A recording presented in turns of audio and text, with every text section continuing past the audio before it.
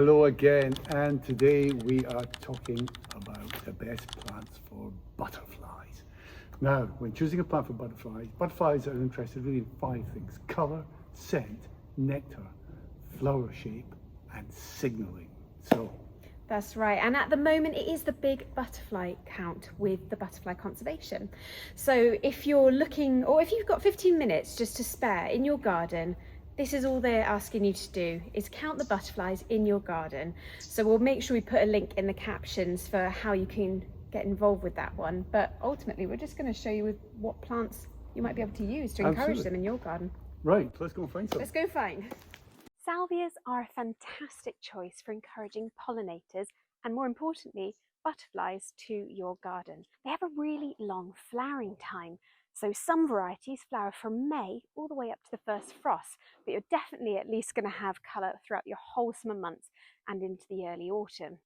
Salvia are nectar-rich plants. They've got really great landing platforms and sturdy stems, so it makes them easier to land on the plant themselves. There's a whole host of colours that you can choose from when it comes to your salvia. Take these Gemensis, Mcphila and Greggii types like Strawberry Melba, California Sunset, Royal Bumble and Cool Purple. Plus they have the most amazing aromatic foliage, so it's something for you to enjoy in your garden too. And the name Salvia, it comes from the Latin word meaning salvus, and that's to think of something that's wise, and that probably is where the saying comes, sage advice. So if we give you one piece of advice, plant a salvia in your garden. Let's look at this one, Rudbeckia. What does it use to attract the butterflies? Rudbeckia uses colour and ultraviolet signalling. You can see it's almost like a classic bright daisy, but the butterfly sees things in ultraviolet. And what you don't know, what we can't see, is that there's invisible lines to us on the yellow petals. And basically it's like a big arrow pointing here, here, here. So the butterfly comes, sees the arrows, visits your Rudbeckia, fills its boots with the nectar, flies off. Great plant, lovely plant for the garden. For us, having a bright yellow daisy in the garden is a boon as well. But for butterflies and for you, Rudbeckia is a good choice. Another big advantage for Rudbeckia is it flowers longer and later than other daisies. It can go into the early autumn. Well, you find most daisies just as soon as the sun disappears, they disappear, but not Rudbeckia. Plus, it's an easy grow perennial.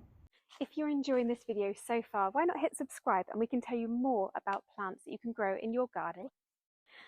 Now, Gaura, or the newly named Oenothera, offer a really high value, nectar-rich food source for your visiting butterflies and other pollinators. Now, when you plant them in groups, and that's the same for any of the plants we've recommended in this video so far, it really helps draw the attention of the pollinators to the plant, because their attention is on masses of blooms versus one singular bloom and one singular plant in the garden. And the wonderful thing about Gaura, you can just see it swaying in the breeze, and the flowers themselves last an incredible 4, 5, even 6 months of the year sometimes. They have the potential to flower up until the first frost. It's really dependent on the conditions by you, but they're a really fantastic staple for a lot of garden borders and even containers. So you can get lofty tall varieties that might come up to my hip, maybe up to metre high, and more compact varieties like the Gambit series that are going to have a bushier habit and again still have the lovely wiry stems and the flowers atop, but they'll just be a little bit more maintained, so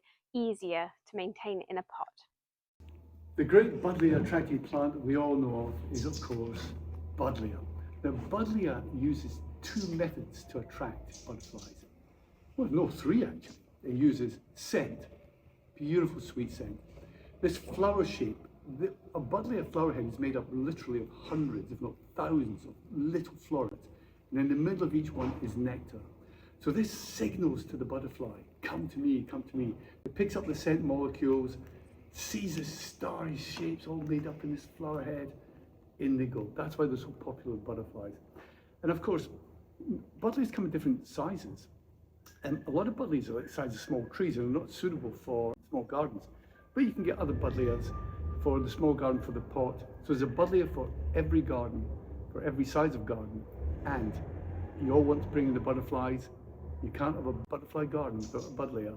They're beautiful, and that perfume on a summer evening is exquisite. So we really hoped you liked our suggestions for helping to encourage butterflies and other pollinators to your garden.